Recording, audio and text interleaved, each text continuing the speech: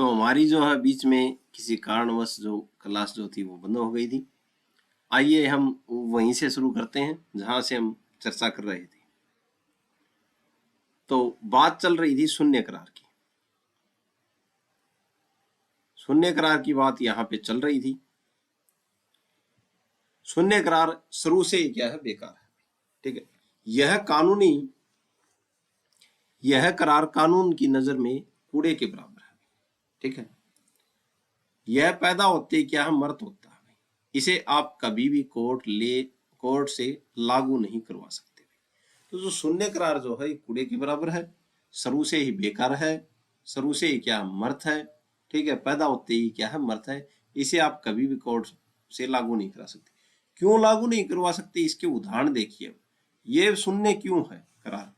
असंभव काम भाई। ठीक है, अगर कोई असंभव काम है और उसका आप करार कर लेते हैं तो वो क्या, वो लागू ही नहीं है। जैसे मैं तुम्हें चांद ला कर दूंगा, तुम मुझे 1 करोड़ दो भाई, तो असंभव काम है, तुम चांद कैसे ला दोगे? ठीक है, और इसका आपने करार कर लिया, शुरू से ही शून्य है। ठीक है, गलत काम भाई। तुम उसका मर्डर कर दो, मैं तुम्हें पैसे दूंगा, तो ये विधि विरुद्ध है।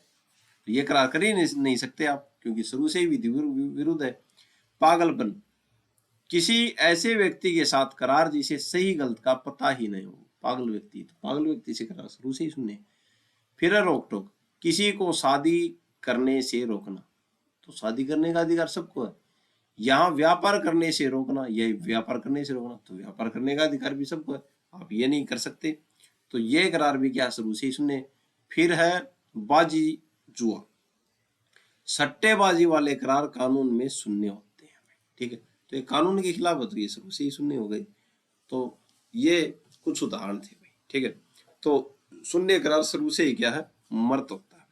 आगे देख, शून्य करणीय करार। ठीक है, यानी कि कच्चा करार है भाई। ठीक है, यह दिलचस्प है कि यह करार शून्य नहीं है, लेकिन यह पक्का भी नहीं है। ठीक है भाई, ये शून्य करणीय करार जो है ये शून्य नहीं है भाई शुरू से, लेकिन ये पक्का भी नहीं है। क्यों पक्का नहीं है? यह बीच की स्थिति है। यह करार तब तक सही है जब तक पीड़ित पक्ष जिसके साथ गलत हुआ है उसे कोर्ट जाकर रद्द न करवा दे भाई। मान लीजिए किसी ने आपकी कनपटी पर बंदूक रखकर आपसे आपके घर के कागज साइन करवा लिए।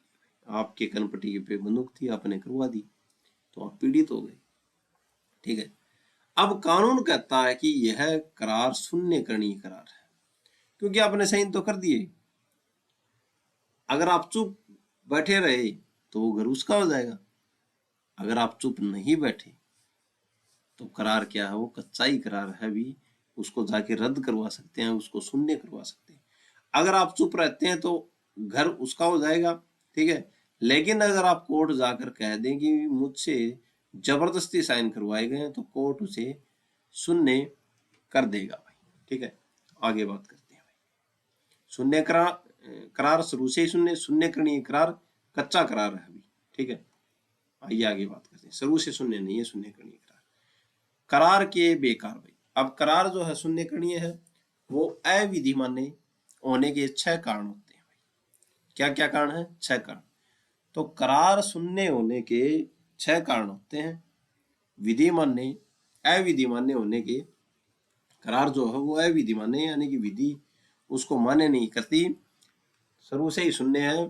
तो उसके 6 क्या है, कारण है। किस किस कारण से वो होता है? अक्षमता भाई, गलत इंसान, हर कोई कानून साइन करने के लायक नहीं होता। ठीक है, बच्चे से आप करार नहीं कर सकते, पागल व्यक्ति से आप करार नहीं कर सकते, अगर व्यक्ति होश में न हो तो उससे करार नहीं कर सकते। इसके साथ किया गया करार शुरू से ही क्या है, बेकार, शुरू से ही शून्य होता भाई, इनके साथ किया गया करार। बच्चे, पागल और जो व्यक्ति होश में नहीं है उससे। ठीक है, फिर अगला है कागजी कार्रवाई की कमी, अप्रारूपिकता, यानी कि कागजी कार्रवाई की कमी नहीं होनी चाहिए। कुछ करारों के लिए कानून ने एक फॉर्मेट तय किया। ठीक है, उदाहरण देखते हैं।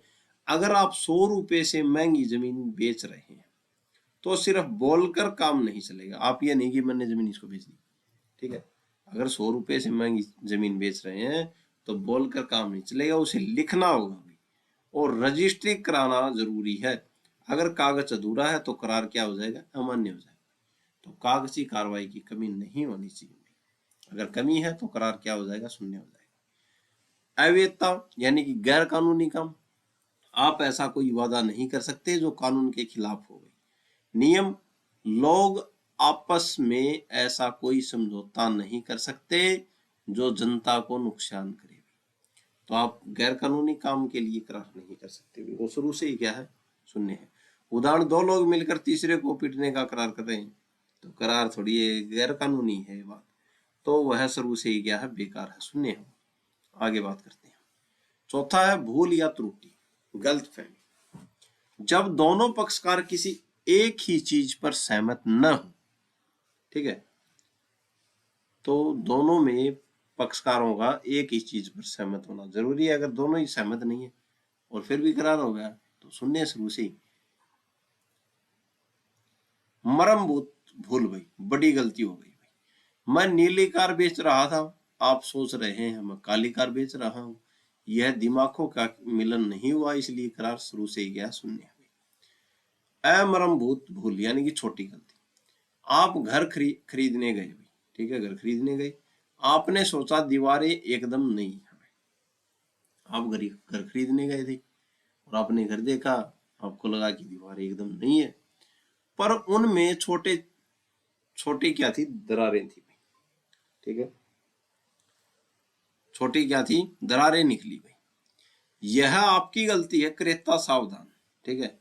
यहां करार वैध रहेगा जब तक विक्रेता ने झूठ न बोला, आपको दिखा दिया और फिर आपने लगा कि दीवारें नहीं है, पर उनमें छोटी क्या दरारें निकली, तो इसमें क्रेता जिम्मेवार है, बेचने वाला जिम्मेवार नहीं, ठीक है, क्योंकि उसने झूठ बोले नहीं, उसने दिखा दिया आपको। अगर झूठ बोल देता है तो बात अलग है, तो ये करार वैध रहेगा।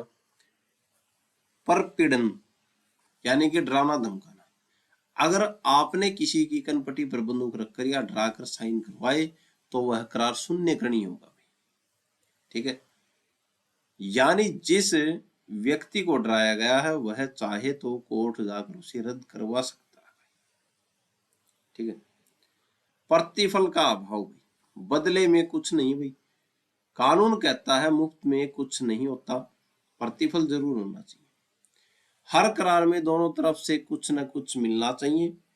अपवाद है भाई इसका, ठीक है। अगर सगे रिश्तेदारों में प्यार की वजह से लिख कर और रजिस्ट्री कराकर कुछ दिया जाए तो बिना पैसे के भी वह करार मान्य होगा भाई, तो ये एक अपवाद है भाई इसका। अगर प्रतिफल नहीं है लेकिन रिश्तेदारों में प्यार है और ये लिख कर और रजिस्ट्री करा कर दिया जाए तो क्या है, बिना पैसे के भी वह करार मान्य होगा। आगे बात करते हैं। हक और कोर्ट का चक्कर, महत्वपूर्ण पॉइंट, हक और कोर्ट का चक्कर। यहां उच्चतम न्यायालय का एक बहुत जरूरी नियम बताया गया है। नियम, अगर आप किसी जमीन या प्रॉपर्टी के हक की लड़ाई लड़ रहे हैं, ठीक है, प्रॉपर्टी या जमीन के हक की लड़ाई लड़ रहे हैं, तो आप सिर्फ स्टे ऑर्डर लेकर चुप नहीं बैठ सकते, ठीक है। तो आप स्टे ऑर्डर लेकर चुप नहीं बैठ सकते अगर हक या प्रॉपर्टी की, जमीन या प्रॉपर्टी के हक की लड़ाई लड़ रहे, मालिक कौन है इसकी। अगर सरकार या कोई और आपकी जमीन पर दावा कर रहा है तो आपको कोर्ट में घोषणात्मक वाद डालना होगा, यानी आपको कोर्ट में यह साबित करना होगा कि मैं ही असली मालिक हूं। सिर्फ ये कहना कि मुझे यहां से मत हटाओ काफी नहीं है, भाई आपको साबित करना पड़ेगा कि मैं असली मालिक हूं, ठीक है।